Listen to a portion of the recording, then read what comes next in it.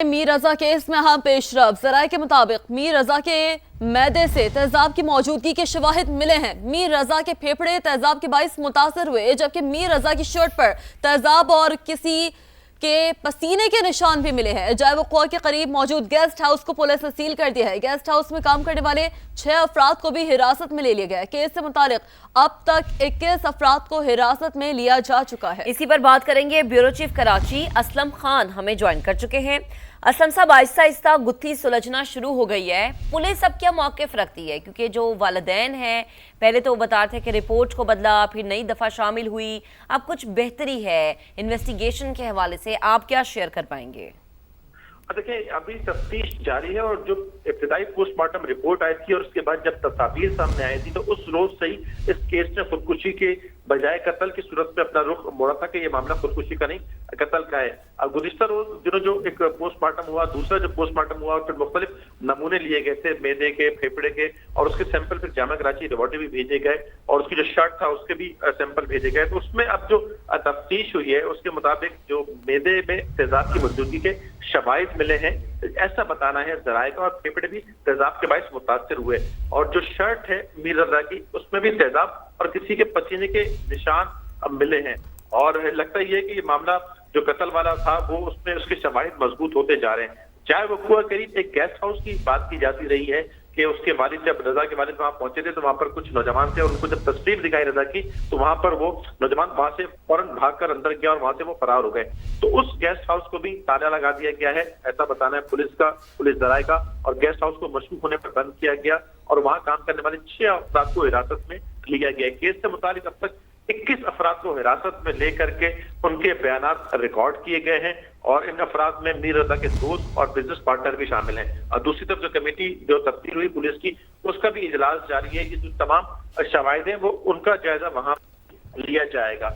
अभी इसकी जो बाकायदा तौर पर जो ब्रीफिंग है वो पुलिस हुकाम करेंगे, लेकिन जो जराए हैं उनकी जानिब से ऐसा बताना है। जी सही, ठीक है। असलम खान, आप हमें अपडेट कर रहे थे, आपका बेहद शुक्रिया। एक और अहम मामला है अफगानिस्तान भारत मजमूम गठजोड़। पाकिस्तान के खिलाफ अफगान तालिबान को दी गई भारतीय नाकिस टेक्नोलॉजी नाकाम, शिकस्त खोर्दा।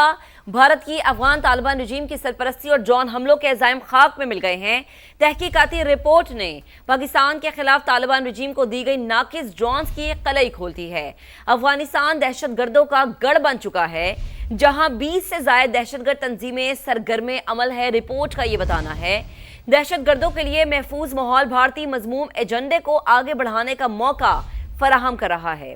दहशतगर्द तंजीम टीटीपी और बीएलए को भी अफगान तालिबान की मुकम्मल सपोर्ट हासिल है।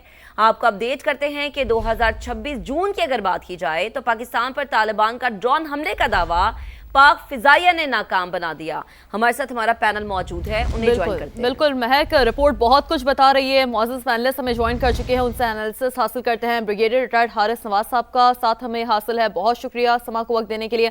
मारिया सुल्तान साहिबा भी हमें ज्वाइन कर चुकी हैं। थैंक यू मारिया साहिबा फॉर ज्वाइनिंग अस।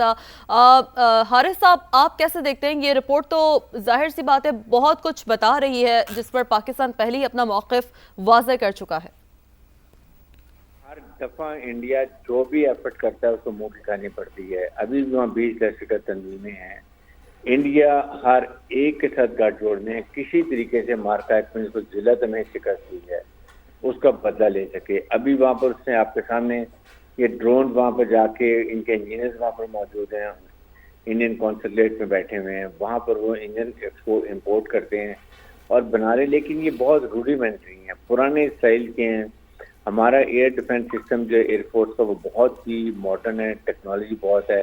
जितनी दफ़ा इन्होंने अटैम्प्ट किए सारे हमने इनके जो ड्रोन से वो गिरा दिए और उसके बाद ये अपने लोगों के लिए भी इस्तेमाल कर रहे हैं कि उनके खिलाफ फोटोग्राफी करते हैं, उनके ऊपर एक्सप्लोसिव इस्तेमाल करते हैं जो अपने लोगों के खिलाफ करना है। वैसे ही एक ह्यूमन राइट्स वायलेशन है और इसमें आप 2026 में भी इन्होंने अटैक किए, 9 अटैक किए, सारे के सारे हमने इवन हमारी जो एयर स्पेस को क्रॉस भी नहीं कर सके और हमने इनके गिरा दिया। और वो सारे चेक किए तो रूडिमेंट्री पुराने स्टाइल के हैं, ना वो कोई स्पीड कर सकते, रेंज उनकी 70 से लेकर 250 तक है। उसके बाद भी वो पेलोड भी कम उठाते हैं और इतने इफेक्टिव भी नहीं है। तो इसलिए ये जहाँ जाते हैं वहाँ इनको मुंह की खानी पड़ती है, और बुरी तरीके से भी इस तरह इनका नाकामी हुई है, हर जगह इनका भांडा फूट जाता है। सही, ठीक है ब्रिगेडियर साहब, साथ रहिएगा। हमारी सेवा आपकी तरफ आते हैं। दहशतगर्दों के लिए महफूज माहौल भारतीय मजमूम एजेंडे को आगे बढ़ाने का मौका फराहम करा है, रिपोर्ट ये बताती है। अब ये कोई पहली रिपोर्ट नहीं है जिसने भारत को या अफगानिस्तान में होने वाली दहशतगर्दी को बेनकाब किया हो। इससे पहले भी बहुत सारे रिपोर्ट और बहुत सारे शवाहिद इकट्ठे हुए हैं। लेकिन अब सवाल यहाँ पर ये उठता है कि दुनिया को या आलमी इदारों को मजीद क्या सबूत चाहिए भारत के खिलाफ, क्योंकि एक स्ट्रॉन्ग नेटवर्क अफगानिस्तान से वो रन करता है, सपोर्ट करता है, फंडिंग करता है। क्या कमेंट करेंगी? देखें, ये रिपोर्ट अहम है इसलिए कि ये वो ऐसी रिपोर्ट है जो आप अदालत के सामने लेके जा सकते हैं। आपको इस वक्त वो शवाहिद चाहिए जिसकी बुनियाद के ऊपर आप यूएन सिक्योरिटी काउंसिल के अंदर हिंदुस्तान के खिलाफ सिर्फ 1373 के तहत नहीं, लेकिन 1267 के तहत भी ये वाजे कर सके कि हिंदुस्तान जो है इलाकाई दहशतगर्दी के अंदर मुलव्वस है, दूसरा अफगानिस्तान की सरजमीन दहशतगर्दी के लिए इस्तेमाल कर रहा है। तीसरा ये कि जाहिर सी बात है, जब आप इंटेलिजेंस बेस्ड रिपोर्ट शेयर करते हैं तो उसमें एक सबसे बड़ा मसला ये होता है कि वो इंटरनेशनल कोर्ट में या बाकी जगह के ऊपर बायस होने की वजह से या इनसफिशिएंट एविडेंस प्रोटोकॉल्स की वजह से उनको उस तरह इस्तेमाल नहीं किया जाता। तो ये रिपोर्ट उस लिहाज से आपके लिए एक अहम डेवलपमेंट है, क्योंकि ये जो कुछ आप कह रहे हैं उन सब की शवाहिद को भी दुनिया के सामने लेके आ रही है, और साथ ही साथ ये 3 चीजें बता रही है। एक तो ये कि हिंदुस्तान जो है दहशतगर्दी के अंदर अफगानिस्तान की मावनत कर रहा है, दूसरा अफगानिस्तान से दहशतगर्दी हो रही है और मुसलसल पाकिस्तान के खिलाफ हो रही है, तीसरा ये कि जो टेक्नोलॉजी हिंदुस्तान अफगानिस्तान को दे रहा है उसके अंदर भी दहशतगर्दी की मावनत आ जाती है, क्योंकि उन्होंने ये नहीं कहा कि ये दहशतगर्दी ये जो अफगानिस्तान की सरजमीन के अंदर एग्रीकल्चर के लिए या किसी और चीज़ के लिए ड्रोन इस्तेमाल हो रहे हैं। ये रिपोर्ट वाज़ेह तौर के ऊपर कह रही है कि तकरीबन 660 जो है दहशतगर्दी के हमले पाकिस्तान के अंदर हुए हैं अफगानिस्तान की सरहद से। तो इसका मतलब यही है कि आपके पास जो इस वक्त सूरत हाल है जो हिंदुस्तान की खास तौर के ऊपर, वो यही है कि ये आपके खिलाफ दहशतगर्दी में मुलव्वस है, और जो इनकी टेक्नोलॉजी है वो भी गैर मुस्तनद, मतलब इतनी रिलायबल नहीं है।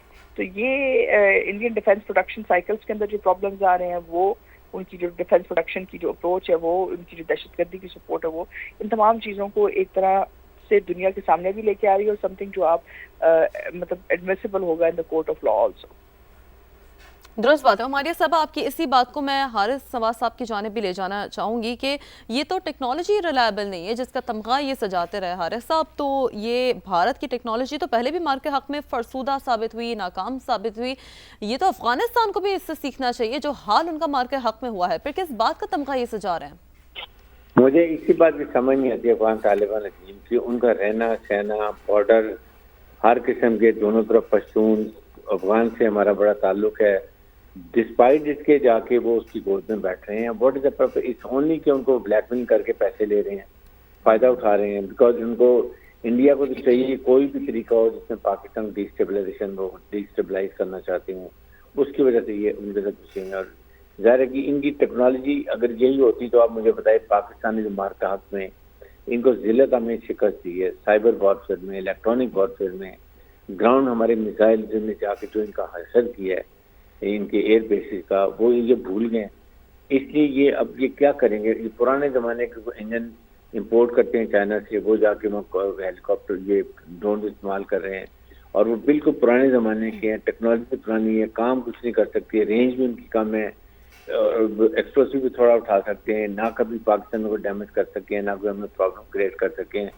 जो ही उड़ते हैं हमारे एयर स्पेस के नज़दीक आते हैं, हम उनको गिरा देते हैं, लेकिन अपने लोगों के खिलाफ भी इस्तेमाल कर रहे हैं। ये सबसे बड़ी बात है कि वहाँ पर आजकल जो वहाँ पर एक सिपाहीयान अहम वहाँ पर है बदख्शां में, फिर उसके बाद यूथ रेजिस्टेंस मूवमेंट है, फिर उसके बाद एंटी तालिबान ग्रुप खड़े हो गए हैं, वहाँ पर शेरी ग्रुप खड़े हो गए हैं। अब आहिस्ता इनके खिलाफ मूवमेंट चल रही है कि वहाँ पर इलेक्शन करवाएं, प्रॉपर एक अफगान अवाम अपनी मर्जी की वहाँ पर डेमोक्रेटिक गवर्नमेंट लेकर आए। अब उससे वो परेशानी है। आई एम श्योर अभी अफगान अवाम बड़ी ज्यादा खड़े हो गए तो ये इनके लिए जगह नहीं रहेगी, ये भागेंगे इंडिया में या जाके इजराइल में छुपेंगे।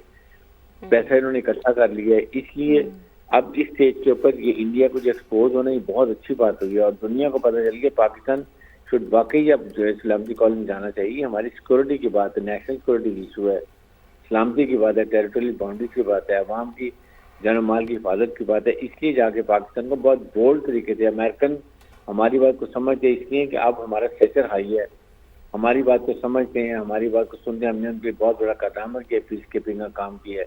तो इसलिए अभी पाकिस्तान को चाहिए कि प्रॉपर डोजर बनाए और जाके चाइना की मदद से इस्लामिक काउंसिल में इसको इशू को लेकर जाए और वहाँ जवाब करे।